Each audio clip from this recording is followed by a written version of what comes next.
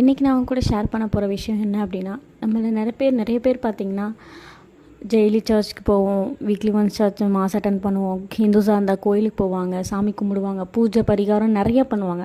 ஆனால் மனசுக்குள்ளே ஒரு பகைமையை மட்டும் அப்படியே வச்சுருப்பாங்க. அது யார் மேலே வேணாலும் இருக்கலாம், சொந்தக்காரங்க மேலே இருக்கலாம், இல்லை அவங்களுக்கு தெரிஞ்சவங்க மேலே இருக்கலாம். என்ன தான் நம்ம சாமி கும்பிட்டு நம்ம டெய்லி வசனங்கள் வாசித்து நம்ம எவ்வளோ பக்தியாக இருந்தாலும் நம்ம மனசில் ஒரு சின்ன அழுக்கு, அந்த பகைமைன்னு ஒன்று இருக்கும். உங்களால் முடிஞ்ச அளவு இந்த வருஷம் முடிய இன்னும் ஒரு 2 நாள் தான் இருக்குது. யார் மேலே உங்களுக்கு கோவம் வெறுப்பு இருந்தாலும் அவங்கக்கிட்ட நீங்கள் போய் பேசணும் கூட அவசியம் இல்லை. அவங்கள மனசார நீங்கள் மன்னிச்சிருங்க. அவங்க என்ன வேணாலும் உங்களுக்கு பண்ணிட்டு போகுது. எக்ஸ்ட்ரீம் லெவலில் கூட அவங்க தப்பு பண்ணியிருக்கலாம். அதெல்லாம் மறந்துட்டு அவங்களுக்கான மன்னிப்பை உங்கள் மனசில் நீங்கள் கொடுத்துக்கோங்க.